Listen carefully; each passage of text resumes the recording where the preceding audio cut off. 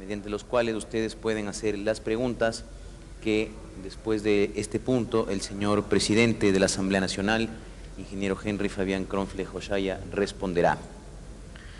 Así que, por favor, a través de protocolo pueden ir llenando sus preguntas y entregándolas para la lectura correspondiente. Siguiente punto del orden del día: explicación del mural de Guayasamín a cargo del historiador Edison Miño, exfuncionario de la Asamblea Nacional. Se concederá entonces el uso de la palabra a Edison Miño, quien hará una explicación del significado del mural de la patria que fue pintado justamente por Osvaldo Guayasamín.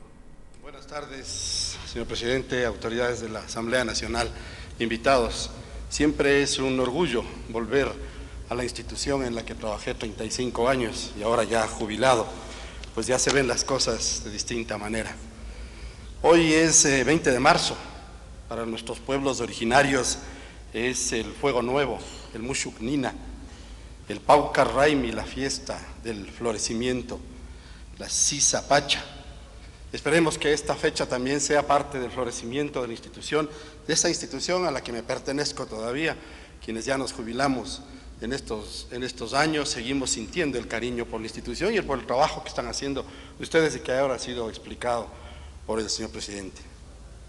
Y a propósito de eso, agradeciendo la invitación, buscando en mis documentos históricos, me encontré ayer, regálenme un minuto para contarles esto a propósito de la participación ciudadana, de la rendición de cuentas, que es un derecho de los ciudadanos de estar informados y que tiene que ver con esa angustia de los artistas también por cumplir con su trabajo, pero no con este mural, con el que voy a explicar inmediatamente, sino con ese hermoso mural en piedra que está afuera en el frontispicio del edificio que se construyó hace 64 años, se inauguró. Este oficio es de hace 65 años, del 5 de marzo de 1959.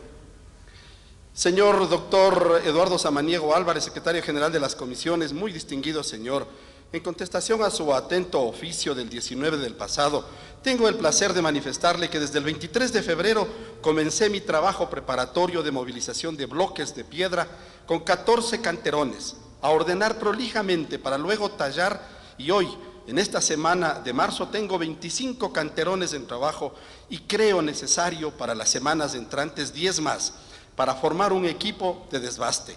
Ahora, don Eduardo, es un urgentísimo pedido.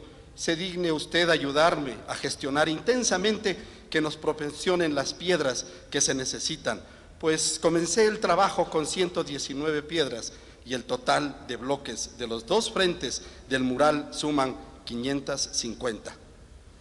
Ruégole aceptar todas mis consideraciones y respetos. Muy atentamente, Luis Mideros, el escultor imbabureño que creó ese hermoso mural que está allí. Las angustias de cumplir con el trabajo, que es también parte de la rendición de cuentas. Pero Osvaldo no tuvo problemas en este mural. El mayor problema que tuvo es pararse aquí, en este salón, que tenía un frontal de madera gigantesco, un escudo del Ecuador en bronce que ahora está a la entrada del pasillo, y pensar cómo instalo aquí 24 paneles en planchas de fibra de vidrio, pintados en base de acrílico, de distintos tamaños, en distintas posiciones del mural, para poder contar la historia de la patria y de nuestros pueblos. Y entonces se le ocurrió montar una enorme estructura de aluminio y hierro que está sembrada en la pared. Se sale casi 1,5 metros, y en esa estructura de aluminio y hierro colocó con pernos y con tuercas 23 paneles que forman distintos niveles. Osvaldo utilizó la técnica del cubismo, van a ver ustedes en la explicación, pero fundamentalmente lo que quiso es, al poner los niveles, contar esa historia de derrotas, de victorias también, e irnos contando inclusive nuestro origen. La técnica que utilizó es la del acrílico, pero en su vida artística se quedó a vivir 3 meses en la casa de Orozco, ese otro muralista mexicano fantástico y gigantesco, de donde aprendió la técnica de hacer estos formatos gigantescos. El mayor problema era pensar, qué pena tener que decirlo, pero en este salón hubo disparos, hubo gases lacrimógenos, hubo agresiones. Y entonces, ¿cómo proteger esto? De eso. Pues Orozco desarrolló una técnica de acrílico industrial que ha sido utilizada luego para pintura automotriz. Con eso está hecho. Es una pintura que la desarrolló y luego la fórmula le regaló a Osvaldo y la aplicó aquí. Pero Osvaldo aplicó también otra técnica. Le mezcló al acrílico industrial con el que está pintado polvo de mármol. Una técnica griega de hace mucho tiempo para darle durabilidad. Y así comenzó a llamarle, y así le hemos llamado toda la vida, el mural de los 1000 años. Tiene 36 de inaugurado. Tiene bastante tiempo de vida todavía el mural. Pero esto lo ha protegido de las luces, los reflectores. Recuerden que antes la televisión utilizaba reflectores, los flashes de las cámaras. 36 años y sigue inamovible como fue, como debe ser, la permanencia de la memoria histórica del pueblo. Cuando iba a inaugurar, esto estaba clausurado. Los legisladores pasaron a trabajar en lo que conocíamos como el Salón del Senado, y aquí solo se podía ingresar con la autorización o del presidente del Congreso, en aquel entonces el doctor Jorge Zavala Vaquerizo, o el propio maestro. El presidente del Congreso me llamó y me dijo: anda, hazle una entrevista al maestro, vamos a inaugurar el mural en estos días. Y luego publicamos lo que te cuente. Cuando ingresé, golpeé la puerta, me abrió ese otro pintor que era asistente en ese entonces, con 8 personas más de Osvaldo aquí, el pintor Pavel Lewes. Me abrió la puerta, ingresé, Osvaldo me dijo: ven, no voy a darte una entrevista, te voy a contar la historia de América y la historia de nuestros pueblos. Y se emocionó. Estaba vestido con una camisa blue jean y un pantalón blue jean, tenía la menela larga y frondosa, plateada, y fumábamos, irresponsablemente fumábamos en este salón. Por lo menos eso ya se terminó desde hace varias décadas. Al ingresar le encontré parado aquí, estaba retirando algunas maderas del piso, ya retirando los andamios, y comenzó una explicación hermosa. Empezó por el principio, me contó la parte de la técnica que ya les expliqué, y dijo: puse este primer panel que tiene que ver con el origen del pueblo, con el origen de nuestra sociedad. Son unas manos que buscan y agradecen al cielo y a los elementos. Esas manos rozan un círculo negro que representa el origen de todo.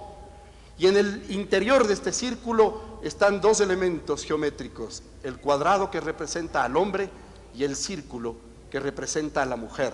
Y de esa imbricación del hombre y de la mujer se proyectan 8 triángulos en fondo naranja, que son los hijos y las hijas del sol y de la luna.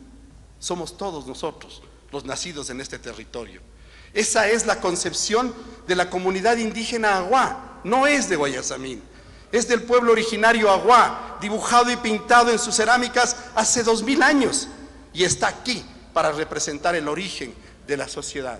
Y a este panel le cubre un gigantesco panel que tiene casi 7 metros de ancho y que representa el ave símbolo de nuestro país. Consta en nuestros símbolos patrios, el cóndor, pero el cóndor no es negro, está pintado en rojo por el peligro de extinción. Hemos sido irresponsables en cuidar nuestra ave símbolo. Nos pide que le protejamos para revivir. Por eso proyecta una sombra azul. El azul es el color de la vida.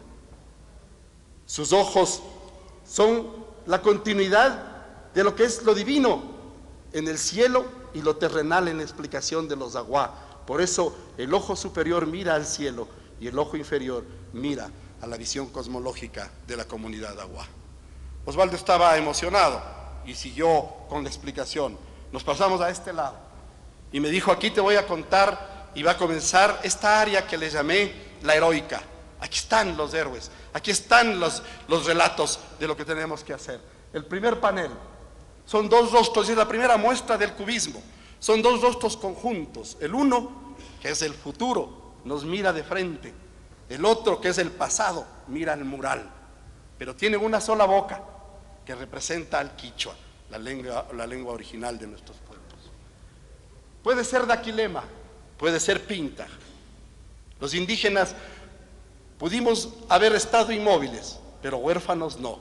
Tenemos quien nos represente. Y luego viene un conjunto de 4 rostros de mujeres que quise poner aquí para representar ese papel de la mujer en la historia del Ecuador. La primera es Rosa Zárate. Así la veo, colgada su cabeza en una pica en la plaza de Santo Domingo. La hemos olvidado, porque Rosa participó el 10 de agosto de 1809 en el primer grito de independencia que se dio en Quito y la preparación de una junta patriótica para reemplazar a la administración de la colonia española. Pero el 2 de agosto, un año siguiente, los españoles retomaron el poder y asesinaron al pueblo de Quito. 300 quiteños y quiteñas entre los patriotas fueron masacrados en las calles, y entre ellos el hijo de esta mujer, también de su esposo Francisco de la Peña, nieto de Pedro Vicente Maldonado, el científico riobambeño que terminó siendo miembro de las academias científicas de Inglaterra y de Francia, y reconocido en el mundo científico, y quien diseñó los primeros mapas de los caminos del Ecuador. Y por eso a su familia le tenía enseñado el camino de Esmeraldas, de aquí hasta Tumaco. Ya van a ver por qué. Cuando Rosa reclamó el cuerpo de su hijo, la autoridad española no le quiso entregar, porque estaban en fosas comunes, había sido una masacre.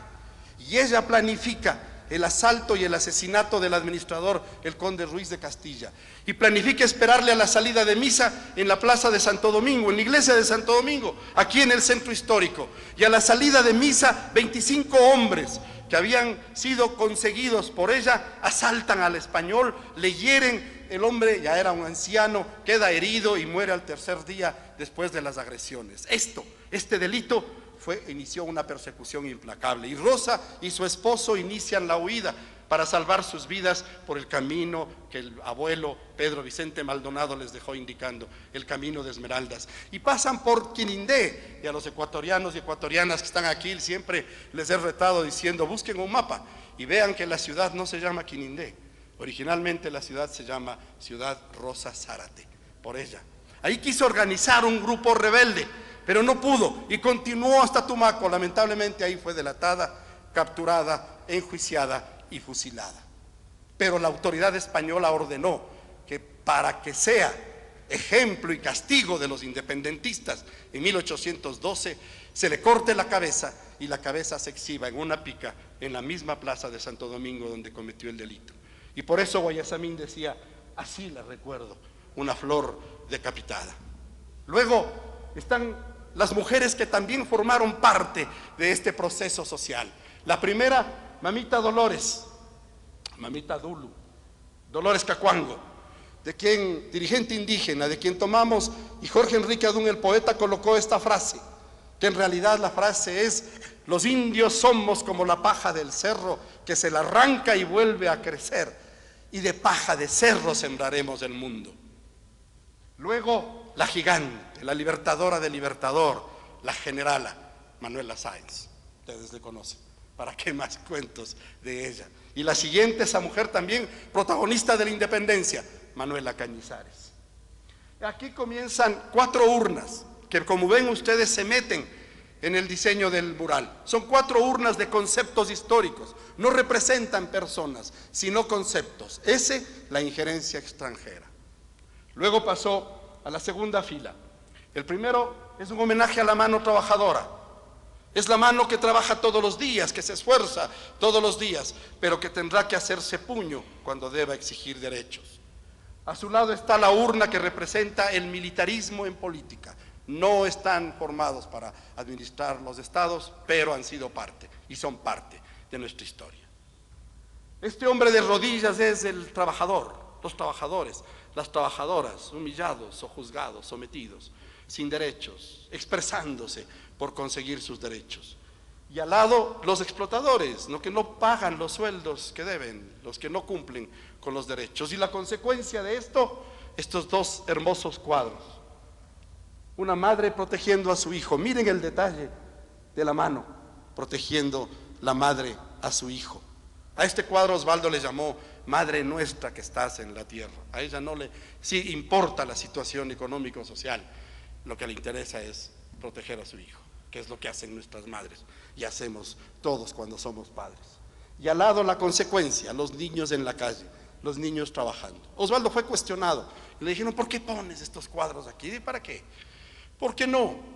Porque tal vez con el trabajo de todos quienes vengan aquí elegidos legítimamente por los pueblos a ser sus legisladores, esto simplemente algún día quede como un cuadro más de Osvaldo Guayasamín. Y para terminar esta área, 3 pensadores que también representan a los hombres. El primero, y me encanta explicar esta presencia, particularmente a los amigos de los países que nos visitan y que forman parte de la representación diplomática. Juan Montalvo, el cosmopolita, se autodenominó. Exiliado, expulsado, ambateño, vivió mucho tiempo y murió en París, pero allá se le ocurrió escribir una obra gigantesca. Para nosotros es increíble, los capítulos que se le olvidaron a Cervantes. Lo quiso hacer. Y Osvaldo dijo, mira, no tiene pupilas, no le puse pupilas, porque nos mira con el pensamiento. Y luego el gigante, el duende, el más grande académico, padre de la academia en este país, en el Ecuador, médico, abogado, periodista, bibliotecario, botánico, el doctor Eugenio de la Santa Cruz Espejo y Aldaz, el doctor Eugenio Espejo, el querido duende Chusik, patrono de los médicos, de los periodistas. Nos peleamos las fechas de nacimiento, de su cumpleaños, de la creación de sus obras, entre el colegio de periodistas, el de médicos, el de bibliotecarios y los abogados. El primer guayaquileño, nacido en Guayaquil, que ocupó la presidencia del Ecuador cuando se inició ya lo que es el desarrollo de la República en 1835, el doctor Vicente Rocafuerte. Osvaldo estaba emocionado y pasó a los paneles de esta área a la que llamó la de los valores, porque comienza precisamente con esos 6 rostros de niños expectantes. Nos vigilarán el trabajo que vengan a hacer los hombres y mujeres elegidos por sus pueblos para legislar. Luego la tercera urna, que representa al populismo, ese que utiliza el discurso fácil para convencer al pueblo y lograr los votos.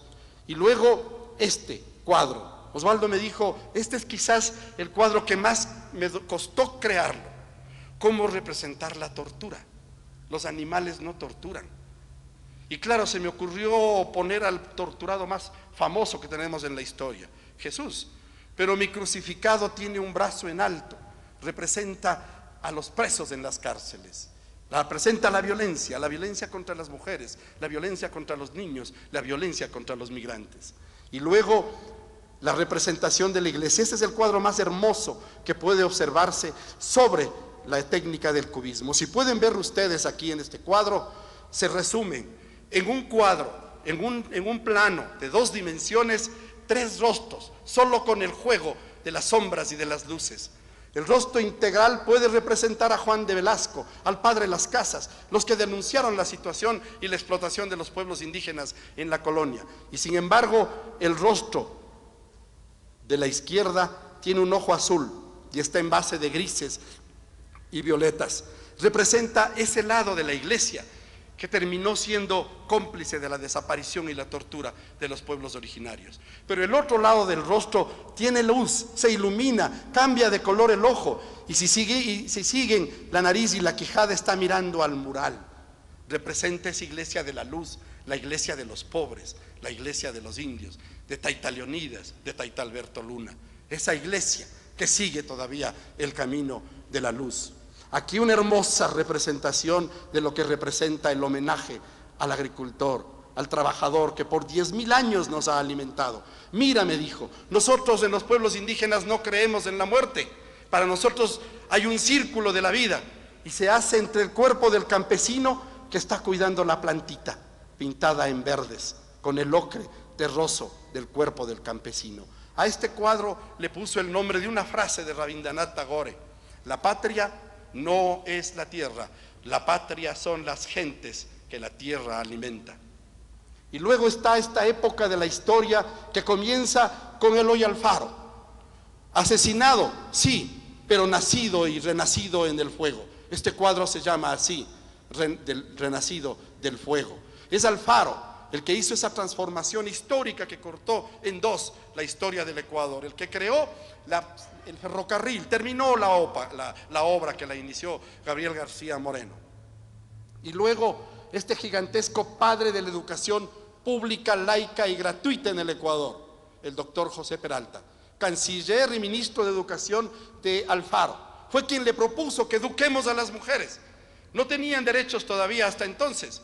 Y le dijo, al crear las instituciones públicas, creó los colegios más famosos del Ecuador, el Mejía, el Montalvo, el Manuela Cañizares, el 24 de mayo, el Bernardo Valdivieso, el Vicente Rocafuerte, pero les creó con una situación especial, les llamó normalistas, para formar normalistas que eran profesoras. Una niña de 12 años ingresaba a estos colegios y a los 18 se graduaba como profesora para seguir educando al pueblo, pero además con eso ingresaba al sistema financiero también ganando un sueldo y también ingresaba a los derechos del trabajo y de la producción. Esa es la genialidad de José Peralta. Aquí la patria manietada, derrotada, sin derechos, nacida de esta cuarta urna de quienes nos dieron la libertad y la independencia, sí, pero todavía sin derechos. Cuando nació la patria, los indígenas y el pueblo negro seguían siendo esclavos y las mujeres ni siquiera tenían derechos electorales, no eran todavía reconocidas ni como ciudadanas en cuanto al derecho al voto. Eso se consigue en la Constitución de 1929 en una revuelta popular, que será parte de la historia también. Y finalmente, al llegar aquí, explicó: este es el pueblo profundo, expresándose en las calles. Pero aquí hay un homenaje al cubismo de Pablo Picasso, al que le visitó 3 veces en España y con quien se reunió. Y de aquí, si ustedes pueden ver y son acuciosos, se toma un detalle del Guernica de Picasso. Esta boca que está aquí representa el rostro que está en vertical, el rostro que está en diagonal y el rostro que está acostado. Es una sola boca para 3 rostros y representa la voz del pueblo. Cuando el pueblo elige a su representante, les da su derecho a la voz. Y aquí vienen a hablar en nombre de nosotros, el pueblo. Y esa es la representación del pueblo profundo. Guayasamín se retiró emocionado de donde estábamos, llegó al centro, abrió los brazos como si quisiera abrazar la obra y dijo: aquí está la historia de la patria, y aquí se quedará por 1000 años, para inspiración de aquellos hombres y mujeres que vengan elegidos por sus pueblos a legislar y darnos satisfacción y paz. Y este es el relato al que le denominé el Evangelio del Ecuador, según Osvaldo Guayasamín, cuando me lo contó un día cualquiera. Muchísimas gracias por su atención.